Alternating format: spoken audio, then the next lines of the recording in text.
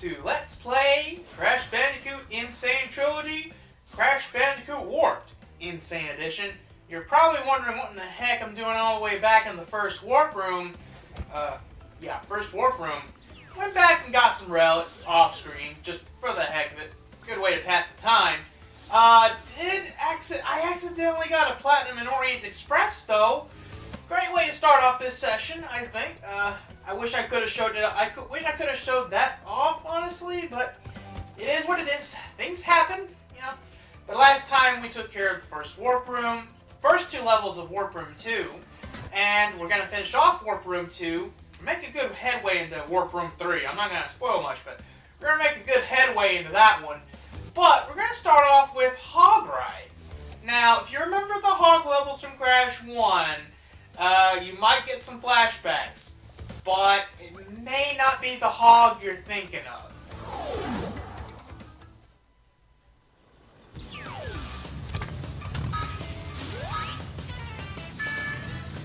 Alright, so fun fact, Hog Ride, some people will call a motorcycle a hog, believe it or not. Yeah, this probably wasn't the hog you were expecting, especially coming off of Crash 1 where there was a level called Hog Wild. Also a secret level called Whole Hog. Yeah, you're going to get the whole hog in Crash Bandicoot Warped because there are a lot of these motorcycle levels. This won't be the last, this is just the first, and it's the shortest, thankfully. It is the shortest. It's actually quite short. As you can see, there are only 13 boxes. Collect all of them, you still get a gem. But to get the crystal, you need to come in first place because this is indeed a race. And let me tell you, getting the gem and the crystal all in one run, very difficult. But for this first level, as long as you get that starting boost, you tend to be in pretty good shape though. Yeah. You don't want to know how many times it took for me to get that starting boost right on the Switch version. I don't know what it is.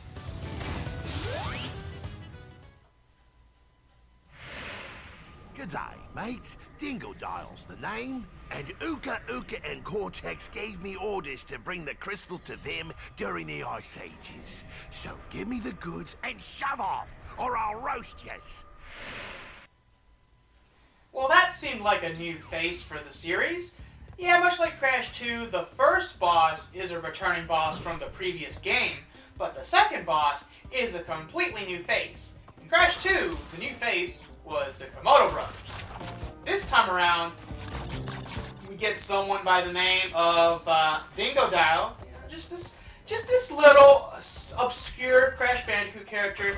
No, actually, Dingodile is surprisingly a popular character. I attribute that mostly to the personality he displays, both here in Insane Trilogy and in the original version. Not so much any other reason, but yeah, I do like his voice, his personality and all that. It's a pretty fun guy.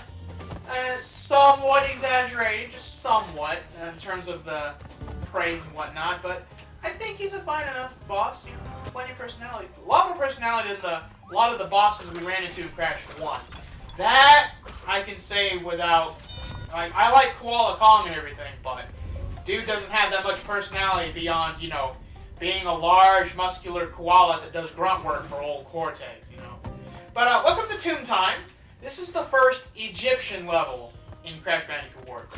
And much like, say, the motorcycle and jet ski levels, there are more of these than you might think. But it doesn't bother me because every single one is a platforming level. So that just means you get to have more platforming. And that's a good thing. Very, very good thing. More platforming, good. Less vehicle levels, good. But anyways, this is the first level that we're going to run into where you cannot get any gem on the first pass. So why am I destroying these boxes? Force of habit, honestly. But in order to get both gems in Tomb Time, you will need the purple color gem, as you can see by that mural over there. Yes, that gem is very distinctly purple. Also, an Aku Aku crate on the other side of the pit that seems near impossible to get across right now. But maybe if you come back with a couple of power-ups that you get from the later bosses, you never know, you might be able to reach it. And hopefully you'll also have the purple gem by then, because yes, it's possible to have the purple gem by the time you get those power-ups. Very possible. In fact, it's in the next warp we may even be getting it towards the end of this episode. Maybe. We're just gonna have to see how things go. Let me tell you, that motorcycle level I just did, whew, that was kind of a rough start, I'm not gonna lie. Thankfully, it's short, but like I said, there are a bunch of those motorcycle levels here in Crash 3. And that one was the easiest, so the other ones, they're not going to be so chill. So if there's a bit of a lull in my commentary, like for the level right after the next motorcycle levels, yeah, it'll be because I probably tuckered myself out having to redo the level way too many times. There, I just got a little nervous. Again, I'm probably still wound up from Hog Ride. I'm going to be perfectly honest with you guys, yeah. Because I had to redo it way too many times. I could not get the starting boost right for some reason on the Switch version. Yeah. It's just weird. But yeah, we have plenty of these Egyptian levels, let me tell you. So, hey, anything I have to say, I'm sure I'll have said everything I need to say for the Egyptian levels by the time everything is said and done. This platforming section, I guess, can be kind of tough with the timing. So there's 95 boxes to get. A lot of them are in that path behind the purple gem girl. There's your information for today. Alright, so next level, Midnight Run. That's going to be the second Tiger level, like Orient Express. In light of me getting the Platinum on Orient Express, I also did say I was going to be silent for at least one level. I did that in Crash 1 with Hog Wild. I did it in Crash 2 with one of the jetpack levels. This time around, I'm going to pick the Tiger level as the one level where I played without commentary for Let's Play. Just so you can listen to the awesome music. And totally not because I need the concentration. No, not at all.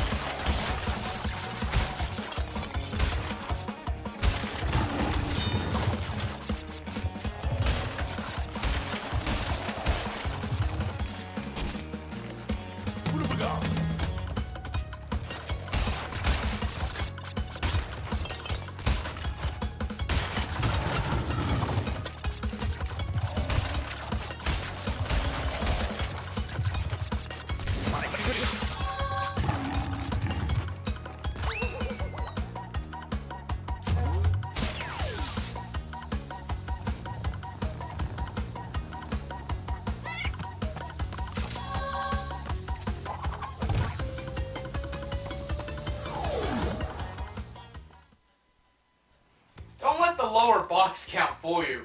Midnight Run is a good bit more challenging than Orient Express. Couldn't you tell by all those deaths I had to do to get the boxes that I missed? Actually, I think there might have been at least one death that wasn't because of that reason. Hey, gotta have at least a couple legitimate deaths. Like I said, it's an easier Crash game, but it's still difficult. You start to see some of this here in the second warp room. What's this? Oh my, mate. It looks like the Dingo Dial platform has showed up. So why don't we just go in there and get him torched? Right. Now you've gone and done it. Them crystals are mine.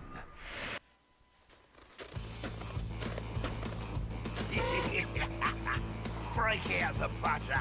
I'm gonna make toast. One of the most infamous quotes in the Crash trilogy. Goes without saying, probably the whole series? Welcome to Dingo Dial! You gotta watch out for his flamethrower, because, oh man, sometimes the way he aims that thing, it can get you. Believe it or not, it can get you. Dingo Dial, in some ways, is a step up in difficulty from Tiny.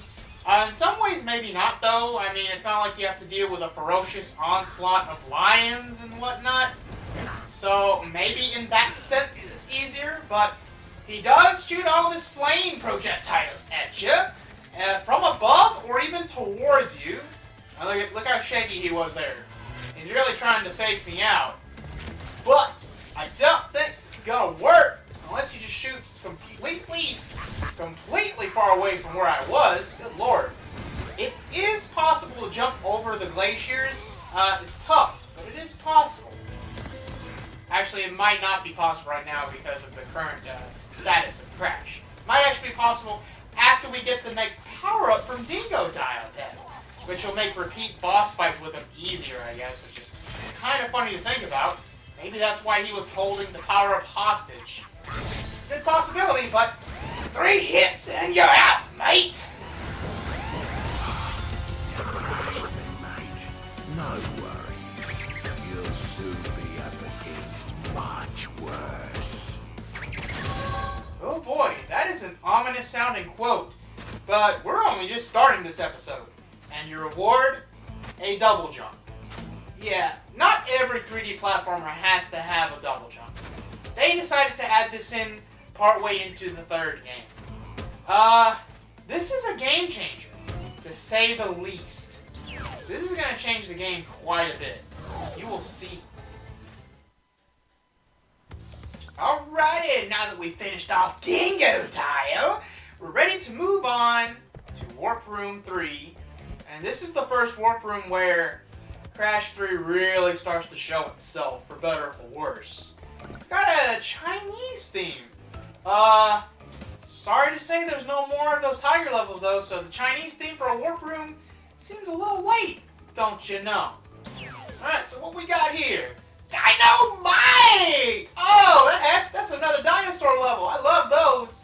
I love that name too, and I love that they added an exclamation mark there for no real reason other than to emphasize the dynamite of this level. Let me tell you, I'm looking forward to that one. Not because I can spam dynamite! Deep trouble? Oh, we're going to be in deep trouble if we have to do another underwater level. And this one, in order to do it the right way, it's tough. That one might take me multiple tries. Oh wait, you can die and still get everything. So maybe not. But my life count, it's not as high as it could be. Alright, what's level 13 gonna be? High time! Now it's an Arabian Night, because this is an Arabian level like Hang 'em High. I'm sensing a recurring pattern here with the word high. But yeah, this one is like Hang 'em High, but at night. Yeah, pretty much. It's going to be a little bit harder. Ooh, and we've got the purple gem to collect here. Wow, 2 color gems back to back, huh? Well, we're going to be ending this episode, interestingly, with all those color gems to collect. And next we have Road Crash. Oh, boy. The second motorcycle level. It's a good bit harder than Hog Ride. And it will be saved for the first level of the next episode because, good lord, it's stressful. And last but not least, we have a double header. Actually, that's just the name of the level. I see a wizard, so that's a medieval level. Kind of late, though, because, like, Toad Village is level 1, Gee Whiz is level 6. This is level 15. Good lord, that's quite a gap. Understandable, though. You want to end the medieval level strong since it's the first real theme of Crash Bandicoot work. But without further ado, let's swap over to Coco since this is the second dinosaur level. And let's get started on Dynamite!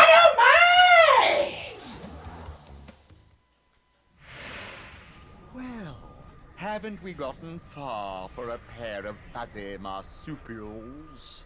I am Dr. Nefarious Tropy, master of time and the creator of the very time twister machine you see before you.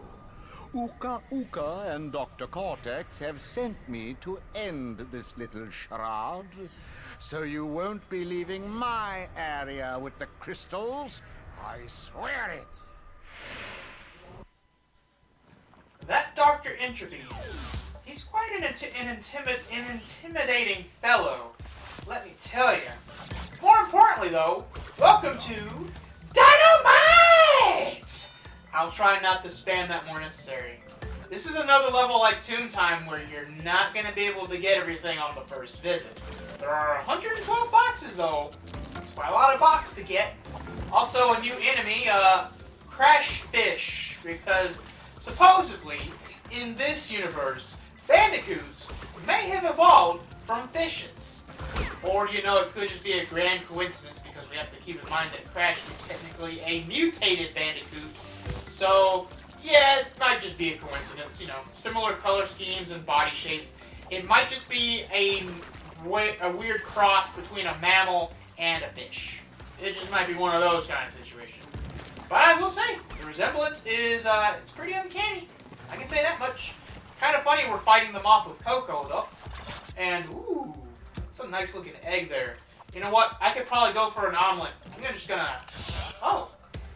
I was gonna bash it silly, but... No, you hatched the egg, and look, there's a dinosaur here. Doesn't seem to be harmful or anything. I guess we'll just leave you to your own devices.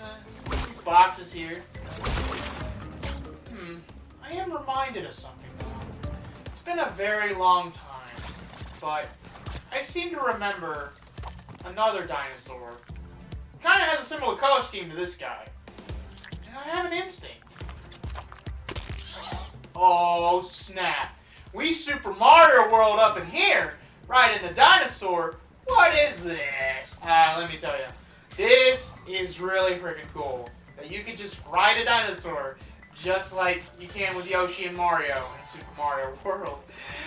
I played that before this, so you can imagine how excited 7-year-old me was to do this. Like, holy cow, guys. It is a little underwhelming that you can't really do anything, though. You can run a little faster, you can jump a little higher. Also, you don't get a terribly long time with the guy, but yeah, that was a nice little trip down memory lane. I'm not gonna lie. Not gonna lie about that one. But, besides that, we now have the double jump of Doom.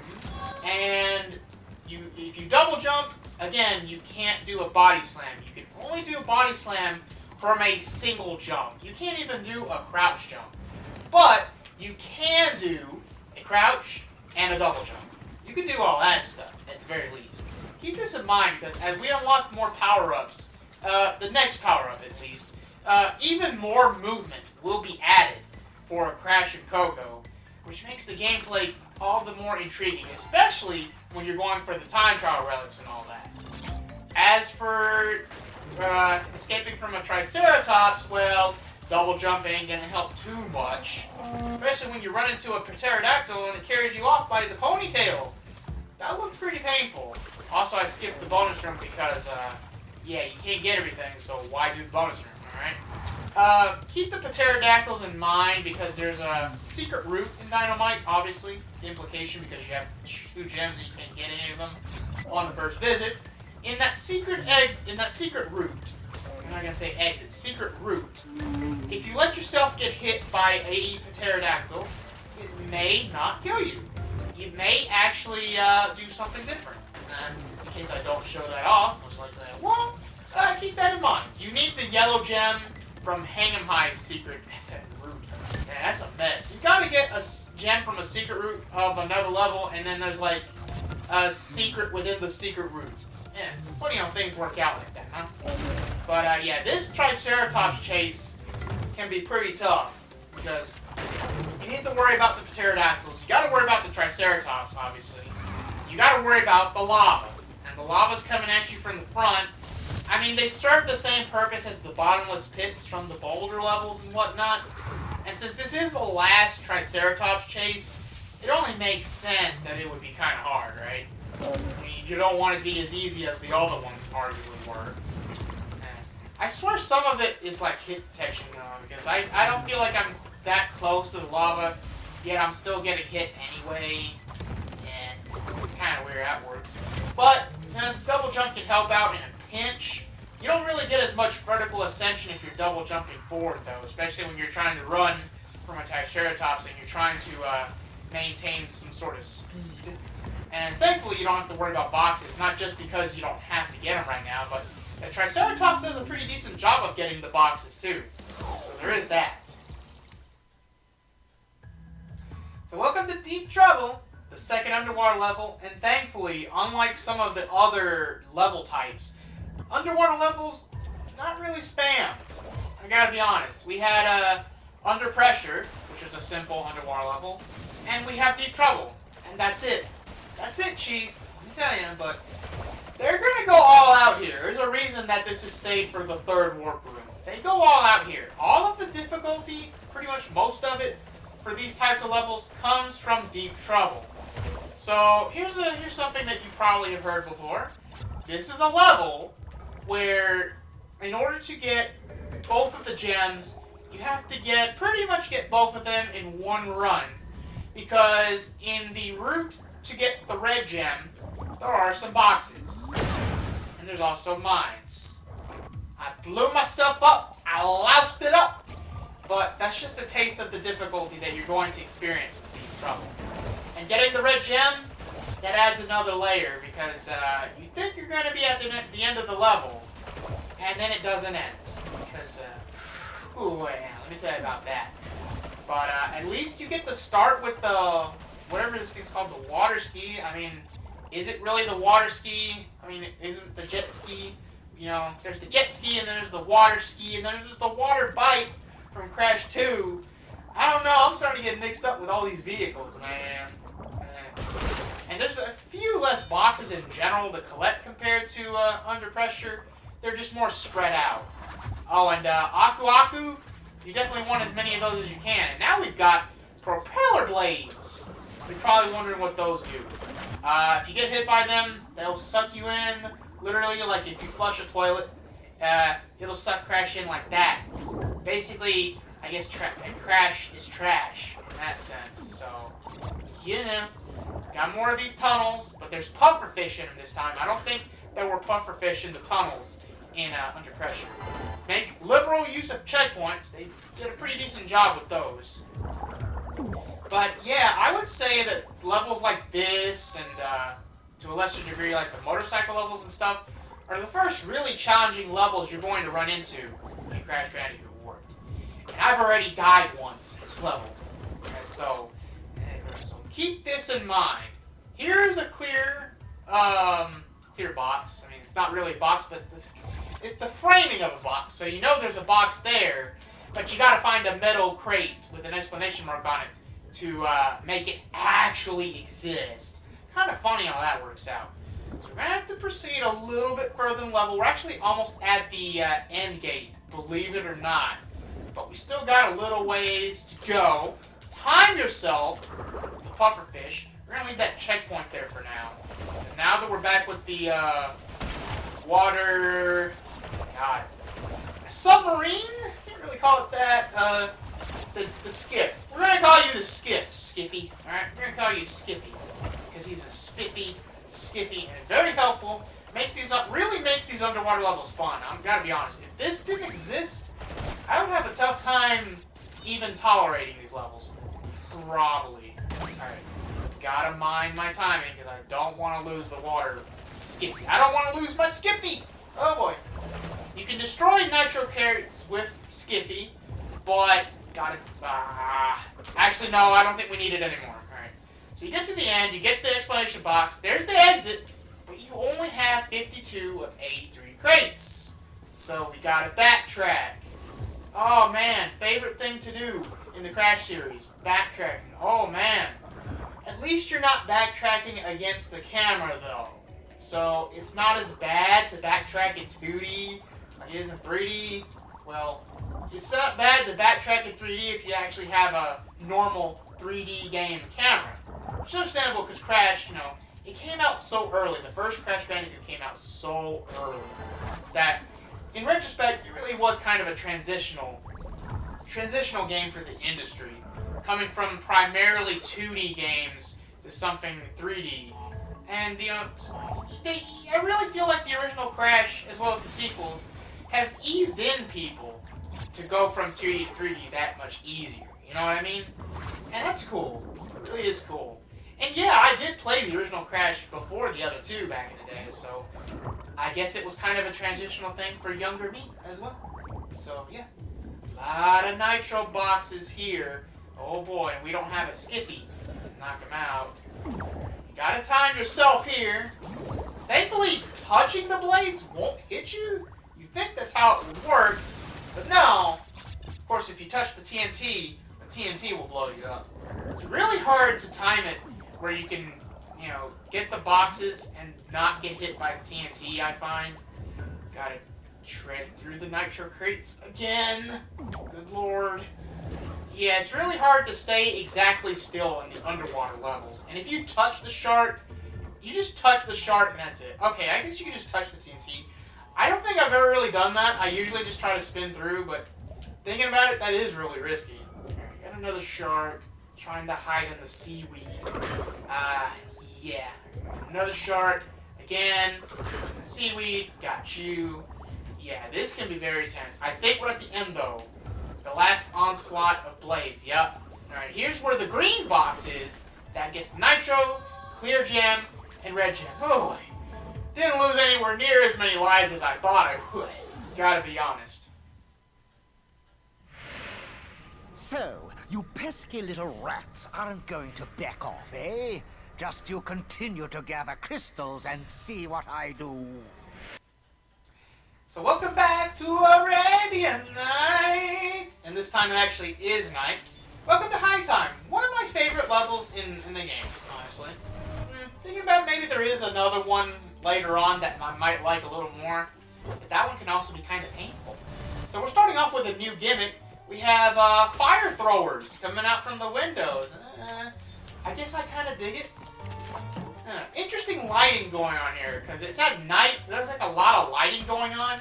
It reminds me of Midnight Run's aesthetic, actually, since that was the level I didn't talk about. I get to talk about the nighttime aesthetics now, I guess. But, yeah, nighttime aesthetics for Crash Warped Insane Edition, a little bit different than how they were in the PS1.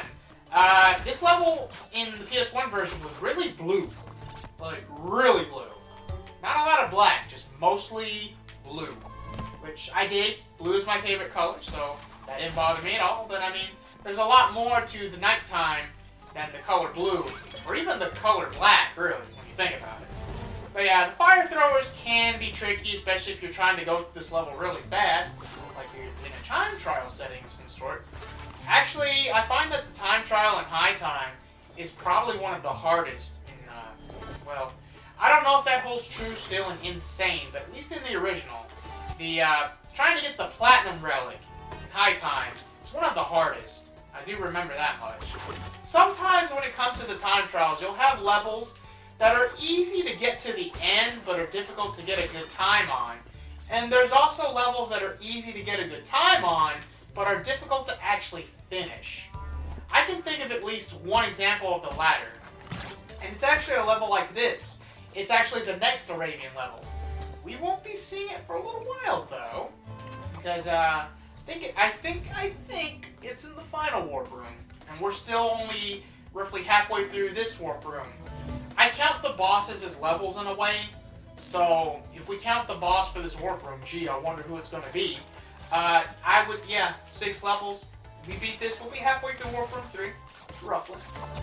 More bonus rooms. I still say the aesthetics are good for High Time and everything, because you can still tell it's night.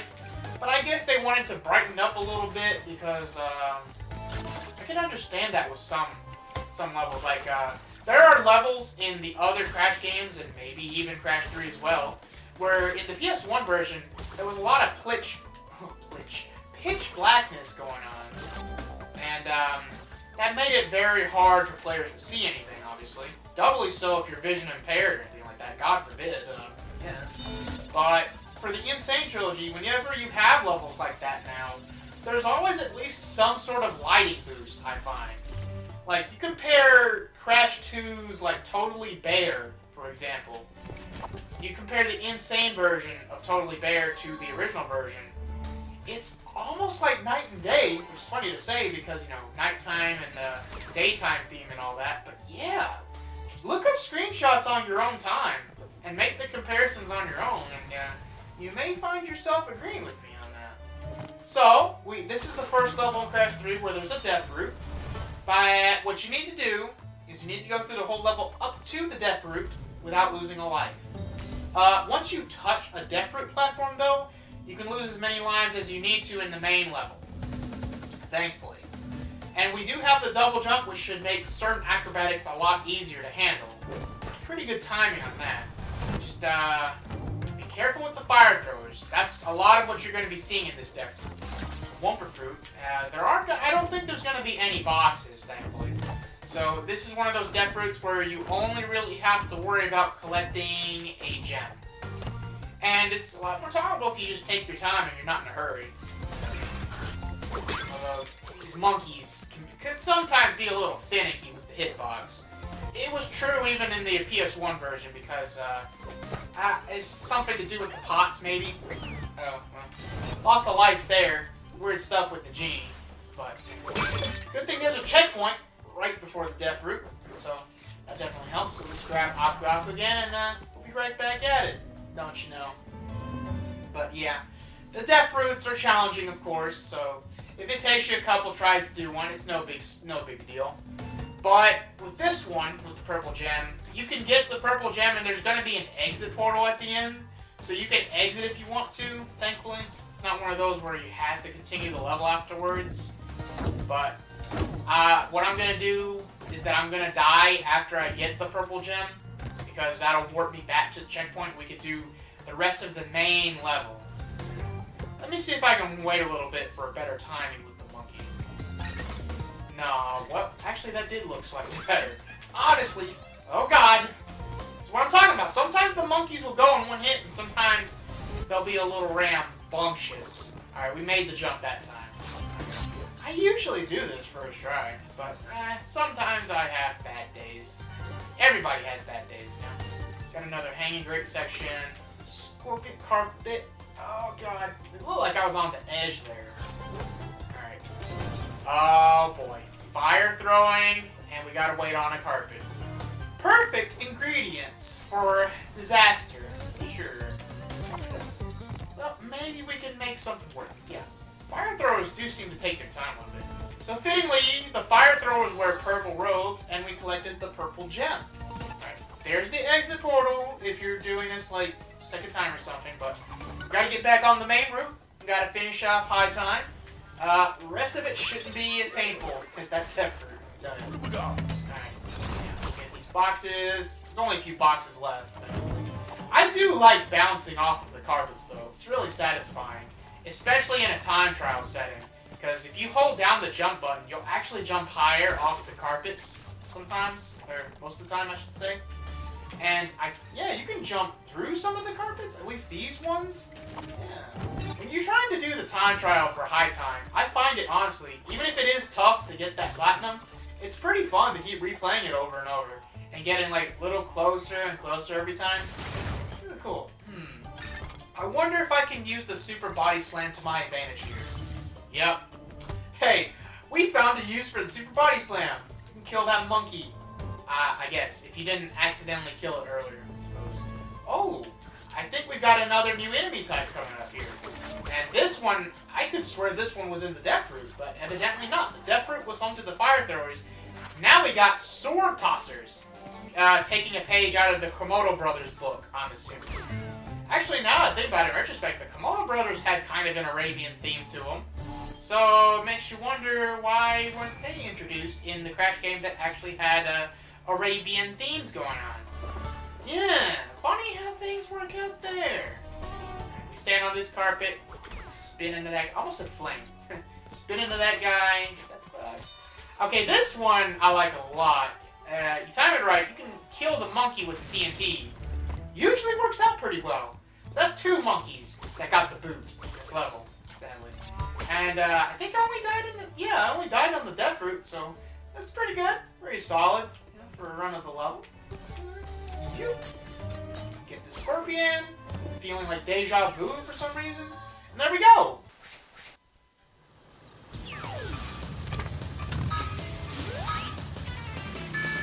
Alright, so first of all, Road Crash does have my either favorite or second favorite aesthetic, depending on how I look at it, of the motorcycle levels.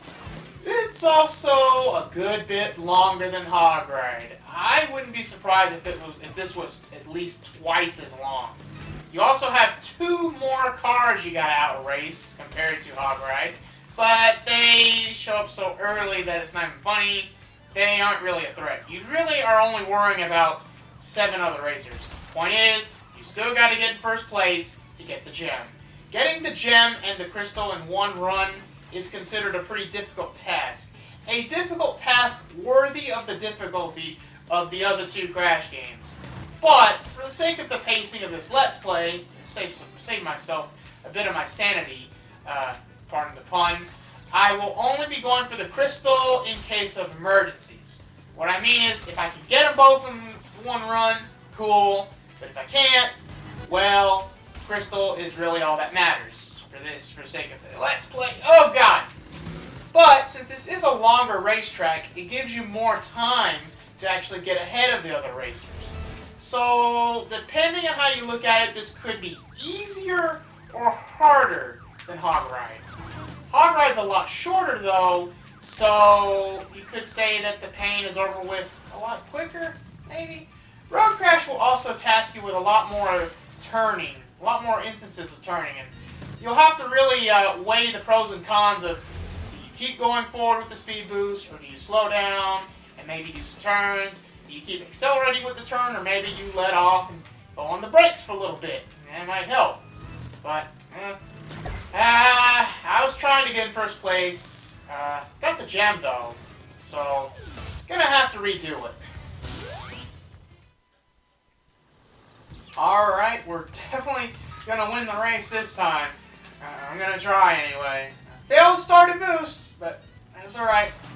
We can still win the race because, like I said, it is a longer racetrack, which does give you more of an opportunity to get ahead of the other racers, even if you don't get the starting boost. I feel like the starting boost is a lot more essential on Hog Ride, though, because of how much shorter that track is. Track length, like Road Crash, is the average of what you can do. Oh crap, my controller disconnected! Oh, man, I didn't want to run into that side. What's going on here? I'm at a loss for words. How did I go from a motorcycle level to a jet ski level? I didn't sign up for this. How do I get out of here? Where's the freaking exit portal? I don't want to... On the other side of the nitro. Come on. Alright, guess we're gonna have to find a nitro switch on this level. I'm sure it's around here somewhere. Alright, enough messing around. Welcome to Hot Cocoa! No, this isn't the level that I alluded to earlier in the secret warp room. This is its own thing. It's a secret level only accessible by running into that alien sign in Road Crash. Yeah, kind of funny how that works out. This level is unique though. How is it unique? It's non-linear. What do I mean by this? You can get the boxes in any order. So it's kind of a sandbox level like that. While it makes the level kind of chill in that sense, there's also the fact that the time trial, well, can be really tough.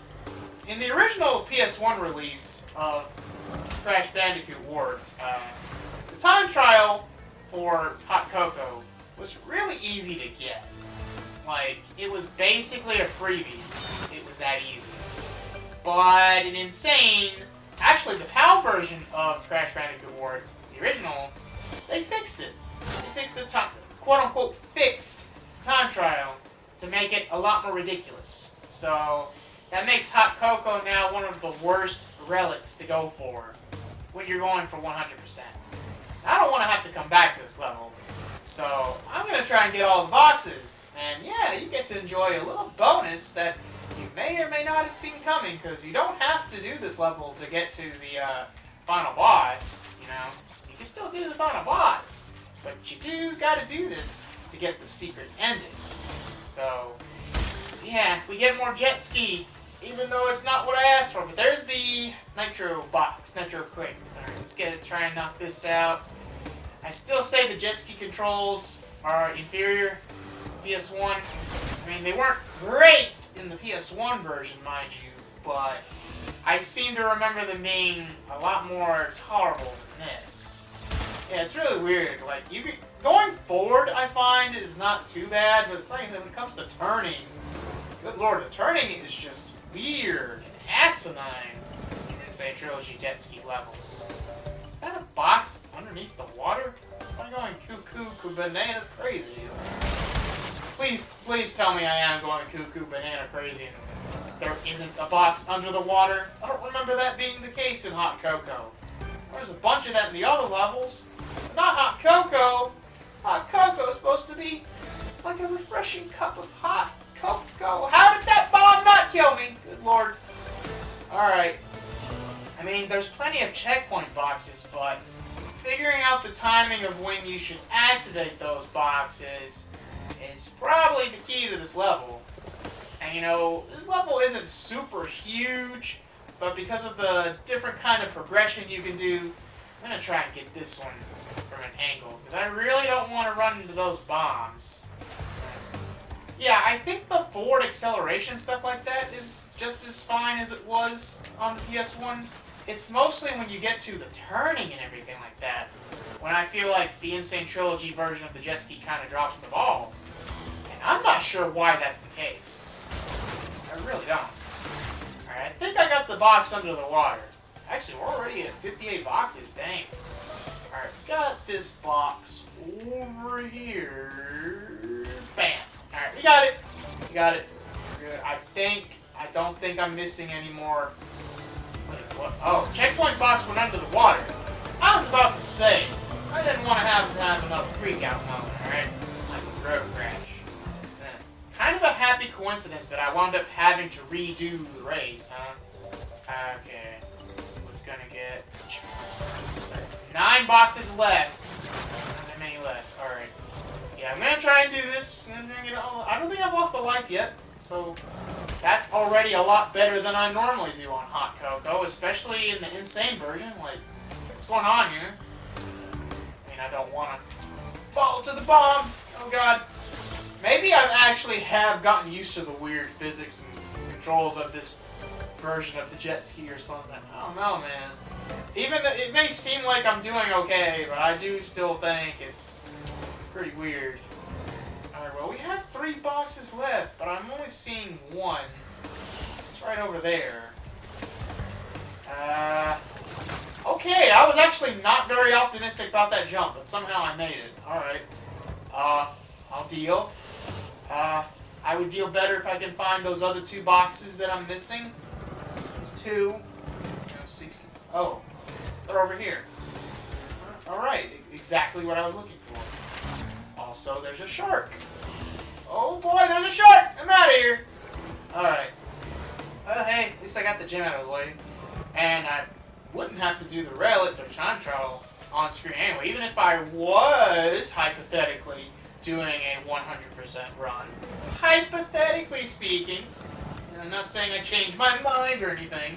I'm heavily implying that I haven't, but you know, still just sticking to the main level. There's just, I happened to run into the alien sign when I redid Road Crash because I didn't win the race right away. Don't you know? Oh boy! There's a ramp. There was another shark there. But we should be coming back around to the exit. The exit should be there. Don't stop me now. Alright, whoa. Very, very easy to miss the gem and have to redo that all over again. Oh boy. I'm gonna have to take a breather of hot cocoa after that. Alright, I've had my cup of cocoa and I win the race! Getting the crystal. I didn't want to have to show you guys again the whole racetrack. Well, you've crashed a few parties before. But I never expected you to make it this far. If you don't turn back... I will inflict 1,000 years of suffering on you and the entire universe! Gotta love the coincidence of doing a level called Doubleheader and the whole Doubleheader with Cortex and Uka Uka. Yeah, talking about Doubleheader, the last medieval level in Crash Bandicoot Warp. And it's called that because of the twin-headed giant over there, swinging his clubs and whatnot. Yeah. This being the last of the medieval levels, and also technically the last level of Warp Room 3. Kind of weird, I know, because third level is like level 15. It's like a little more than halfway through the level count. Or roughly halfway if you're counting bosses, which, why wouldn't you? So, yeah, it's weird to have this, but it does spread out the medieval levels a good bit better, so it makes sense. You're probably wondering if this is the hardest of the 3 medieval levels. I would say so. The giants are not too difficult, but they can catch you off guard sometimes with their range of the clubs and all that. So you gotta be careful there. Otherwise, yeah, they can get you. Alright, so you get the TNT, and kaboom! Kersploosh! If anybody gets that reference, you're a cool person. I can tell you that. Alright, but you can jump on the giants, don't spin into them. I'm pretty sure if you spin into them, they'll just deflect you. Sad to say. I would not risk that at all. Something worth noting is that on the medieval levels, you can actually walk on the stone walls in and around here. And I don't know if this is still a thing in the Insane trilogy, but in the original games at least, if you walk on the sand in the medieval levels, apparently it slows you down just a tad, which doesn't matter if you're just casually going through the level. But when you're doing a time trial, that suddenly matters a lot more. Yeah. But, if the wizards hit you with their magic, I think they turn you into a toad. Which is fitting, because the first level was called Toad Village, and there are certainly a lot of frogs hanging around in these medieval levels, so that makes sense. They're usually hanging around chickens, though, but it is what it is there. I don't think there are as many chickens here in Doubleheader compared to G-Wiz. I think G-Wiz had the most chickens of the medieval levels. And the aesthetic of the bonus rooms for all of the medieval levels reminds me a lot of Slippery Climb or Stormy Ascent from the original Crash Bandicoot. And with the rain going on right now and everything with Doubleheader, that really hits it home a little bit more. Yeah. In the original Crash Bandicoot Warp, I believe the aesthetics between the 3 levels were still a little bit different, which wasn't really a very common theme in the other Crash games I found. Like, for example, Crash 1, you went from upstream to up the creek in the original. Aesthetically, they were exactly the same. But with the Insane trilogy, the Vicarious Visions, the developers, went out of their way to add, like, little differences and touches to some of the reused level tropes. Which is nice, you know? It's a nice little touch that they added for Crash Bandicoot Warp. God, I love this game so much, man. So here's a fun little story. This game came out when I was 7 years old. It was new at the time, so do the math of what year and how old I was and all that relative to everything else. And around the time I got this game, I actually contracted the chickenpox, which is better to contract that young rather than when you're older. For some reason, when you're older, it's actually worse. So you think it'd be the other way around. It is the other way around for a lot of diseases, but chickenpox, I don't know. Seems like it's worse if you get it as an adult, but I got it as a child for better or for worse, and this was the game, the original PlayStation 1 version. This was the game that nursed me through what I can only assume was a difficult point in my life. I have faint memories of it, but you gotta realize it was so long ago that how much pain I was in exactly is hard to ascertain. Again, exactly. Bouncy, bouncy, bouncy. But before we can move on to Warp Room 4, we are going to have another epic boss fight. Probably if not the best, then one of the best boss fights in Crash Bandicoot. Dr. Entropy himself. But, gotta swap to Crash, because only Crash can do the boss fights.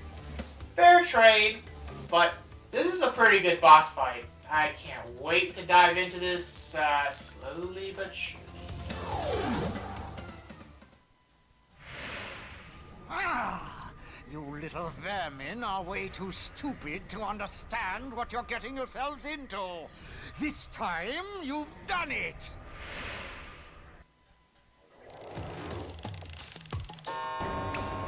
Now you're on my time, you little skunk. Give me the crystal. Alright, so welcome to Dr. Entropy, the boss fight. What he'll do is he will shoot energy projectiles of all sorts at you, and you have to jump over them or crouch under them, depending on the circumstances. More often than not, you'll be jumping though. Hey, pretty good timing we got that double jump from Dingo Dino, huh? Because that is gonna come in handy. Alright. I think you're supposed to jump over the first orb and then crouch under the second one, but somehow that worked out just fine. What I did there. Holy moly, that was a close call, though. Alright. Double jump across the pit, and boom! Alright, second hit. I'm noticing all these bosses so far are only 3 hits apiece. I seem to recall some bosses in the past having more HP, but consistency is nice, I suppose. Jump over the energy bars. Oh boy. It seems like he has a bias towards certain sides, depending on the phase that he's currently on. And the platform formations do get more difficult as you progress. My time is up, but yours soon will be too. Another ominous message, huh? Ooh. But look at the icon for this power-up. It's pretty snazzy. I think I'll snatch it. Death Tornado Spin. Oh boy. This, if you thought the double jump was a game changer, you ain't seen nothing yet until you've seen the Death Tornado Spin. And I can't wait to show it off as we head into Warp Room 4.